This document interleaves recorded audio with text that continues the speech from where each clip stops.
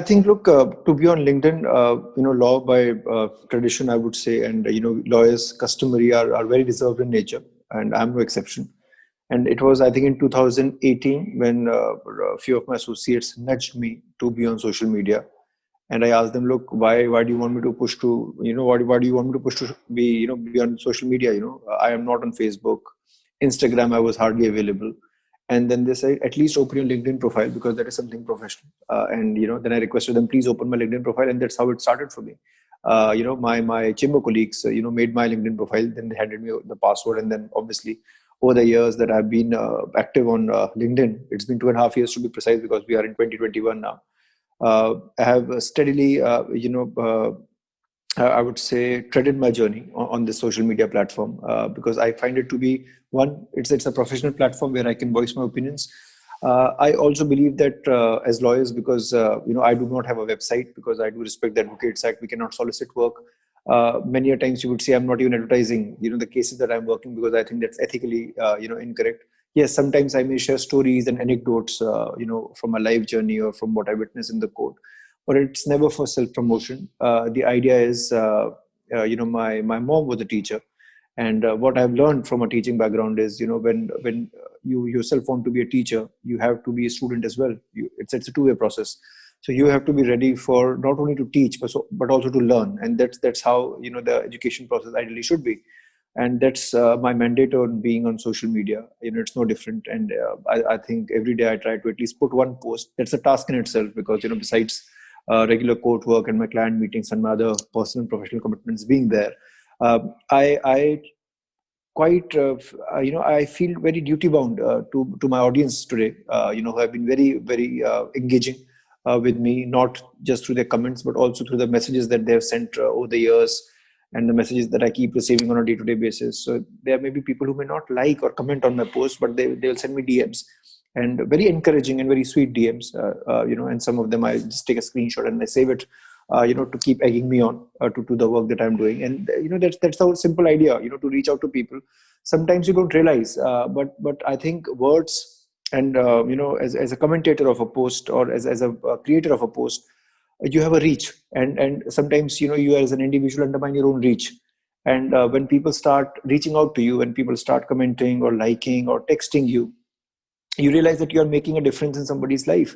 So to me, it's not a matter of how many likes or how many comments I'm getting. Even if I get one message which says that yes, you have made a difference to my life, I feel motivated, or I look forward to your posts every morning, that is encouraging enough. So I think even for that one person, I make an endeavor, to write one post a day. It can be completely legal, it can be non-legal, it can be a mix of legal and casual, it can be a joke, it can be a sarcasm, it can be pun, it can be my observations, it can be observations of people I know, who I've been talking to either in the past 24 hours or maybe over a week, or some memory may just latch on to me suddenly, and I'm like, okay, I have to now put it to text. And then somebody asked me, in fact, how do you create so much content? And I'm like, look, it's not very difficult. As a lawyer, you observe things, and it's a matter of your observatory skills. And once I observe, because I'm not a voracious reader, neither I'm a great writer, but I'm a lawyer, and as a lawyer, I know how to express myself. And that is something I think which comes to my rescue, even on LinkedIn, where I'm very active. I would say at least one post a day. I would say it's very active. I know people who at least put 4 to 5 posts a day also. But I'm a firm believer it's quality or quantity. And normally before I hit the bed, I want to have my post ready for the morning, because sometimes once I get up in the morning, I may revisit the post that I have jotted down. I may have to edit it myself, and I want it uh, you know to be reaching out to the people in the most simplest of languages, because law as it is very complicated. It's a complex thing. So the idea is, I don't know who is reading my posts. Are they law students? Are they seasoned lawyers? Are they judges? Are they people from civil society? Are they advertising people? Are they business people? I don't know who my target audience is. I don't have a target audience. I don't have a plan to have a target audience, because lawyers, as lawyers, we are a very intricate part of the society. I think from 2018, as I said, when I started my journey, I've just been jotting something on a daily basis, and irrespective of I'm not looking for towards how many likes or comments I have. The idea is, if even one post daily makes a positive impact on one person who may be reading that. I think that is good enough for me.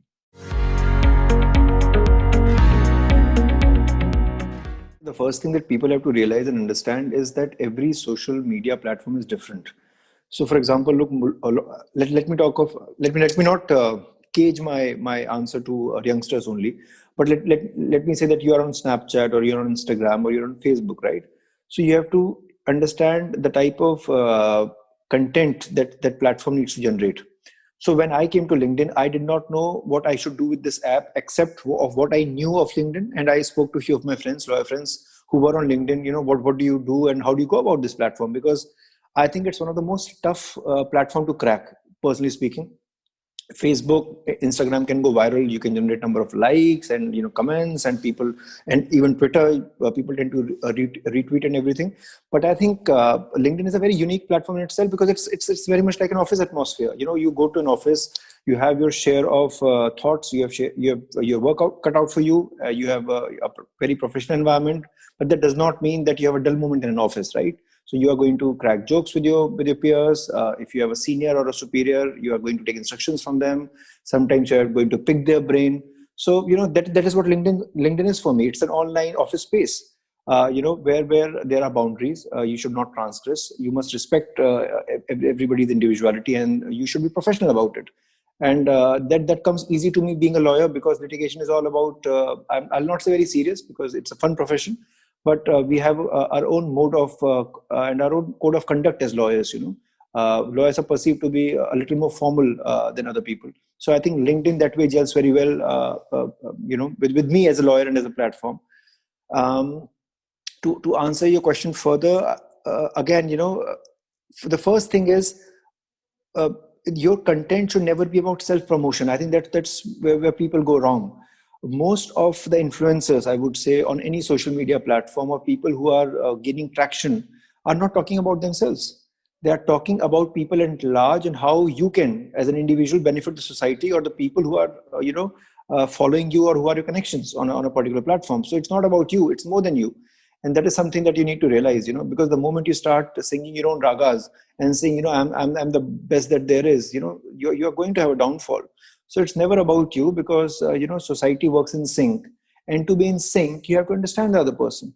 So to put your content out there, if let's say if I start putting 5 posts daily of every court matter that I've been appearing in, that is going to bombard not just with data to other people, but that is shamelessly advertising myself. As I said, a legal profession is very conservative. That when we should not be doing that. Your work should speak for yourself. So, people who see me arguing in court before COVID or now in VCs or even other who conduct my webinars or my interviews know what type of person I am.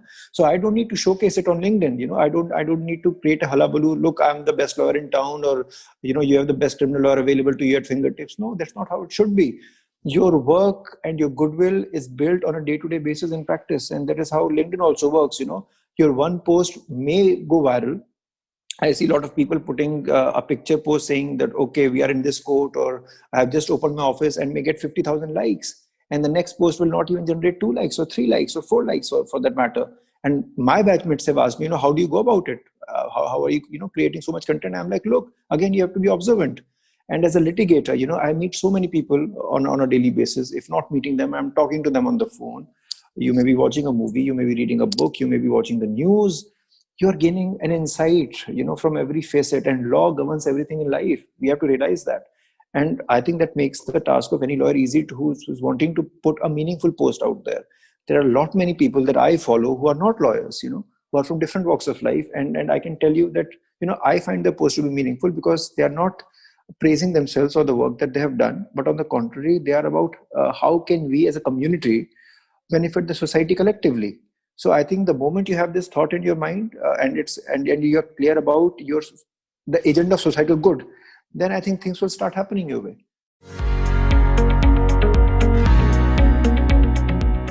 As I said, LinkedIn, I treat it as an office space, with fun factors, its own fun factors involved in that. So it's something like on social media, you don't have a restriction, so as to say, unless, but you should, again, as depending on about what social media you are in, you have to know your, territory, and you have to know your, the audience that you are, targeting or want to target.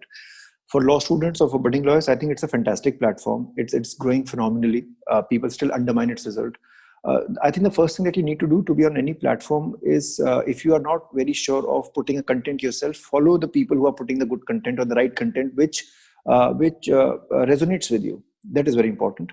The second thing is, world is your oyster. If you start putting good content out there and whatever field interests you, it can be a free online internship or a free online journal for yourself. And if you do it, you don't know who is watching you, right? So tomorrow you may have an offer without trying too hard. You may have a company or MNC or a foreign law firm or maybe a media house also coming your way and saying, look, we want to, pick your brain and, take some cues from your walk of life or from your ideas, and we would like to, sit with you. So what is stopping you? Like, world, if you want to be a movie maker, you can be on TikTok. Obviously it's banned as of now, but you can be on Insta Reels, or you can be on YouTube. Nothing is stopping you. So nobody needs my instruction, or the parents instruction to be on a social media. But do realize this: the moment you try to step in on social media, you also have an extremely you have to be extremely careful about the responsibility that is endowed upon you by yourself. Don't be foolish about being on social media. And let me only speak of LinkedIn and not of other platforms. Be professional, but yet be fun about your stuff. It's good to be fun and engaging. Otherwise, all work and no play makes Jack a dull boy. That's a very old adage, as we all know. So have fun with the platform, know how things are. And I always tell people, follow as many non-lawyers as possible. By lawyers you will follow by default. You have to, but just because some lawyer is putting a picture with their set of interns, or or going to a gym, or putting a fancy German car, a photograph with them, these things you can see on Instagram also. I mean, LinkedIn is not a platform for this. Lawyers earn money, they can drive whatever car they want, doesn't matter.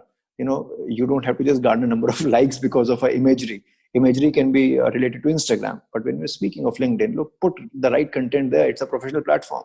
If today I'm a lawyer and I'm having a webinar with you, the reason is somewhere some of my posts may have resonated with you, and that's why we are talking on a professional platform like this. So I would say, don't be afraid. World is an oyster. Tech is again booming. In the next 10 years, I think we are going to be more technologically advanced and developed here in the legal sector. Things are going to change phenomenally. And you have to look at the right content and how, at least so far as India is concerned, and you as a budding lawyer or as a law student can contribute, rightly to the issues which affect a country the most, and that is very important. You don't have to think of what is going wrong in UK or in US or even in, let's say, Nigeria or in Uganda or in Australia.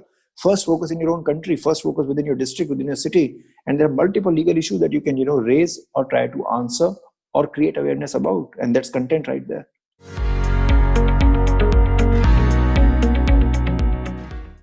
To all the young listeners here, especially whatever year of law you are in, doesn't matter, first year or fifth year.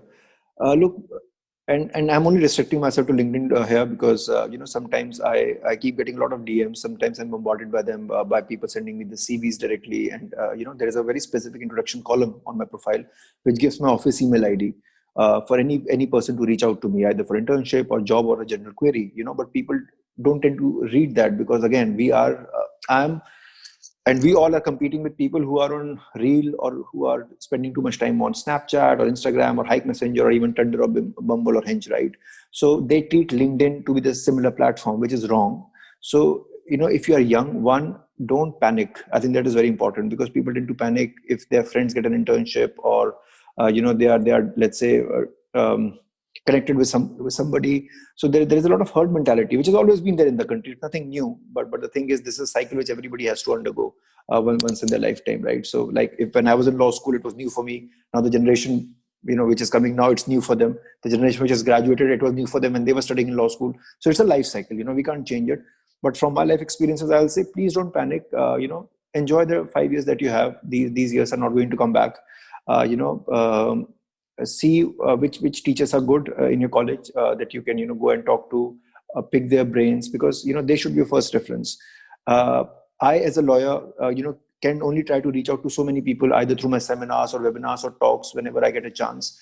And because I'm not a full-fledged academician, I'm not associated with any university or any particular law school, so it becomes very difficult for me to pick any one DM or a query from a law student and answer them. Though I very earnestly try to inculcate some of the good DMs I get and make them as a post so that people can read and benefit from them. So I would just tell law students, don't panic, don't be in a hurry, take your time. The modalities of success still remain the same. You still, first thing, you have to have your law degree, have to have your internships. There is no particular right or wrong about internships. It doesn't matter whether you go to an NGO or to a lawyer's office or to a law firm or to a media house. Do what interests you. It's very important. Even in these 5 years, if you want to be a chef, go to a hotel and get an internship there. I mean, what is stopping you? I mean, do as many things as possible in these 5 years. Make mistakes. Don't be afraid of making mistakes. People, I don't know people why people want to be perfect all the time. Nobody is perfect, and that is very important. Even our judicial system is full of imperfection. So nobody is perfect. You must realize that, and to err is human. Please make mistakes and embrace your mistakes. That's very important. Don't shy away from them. And once you have made your mistakes, learn from them, because that is what is called experience, and that is how you're going to gain experience. So have fun, and that is very important. People are too much like, how many publications will be enough? Should I write 20 publications? Should I write 10?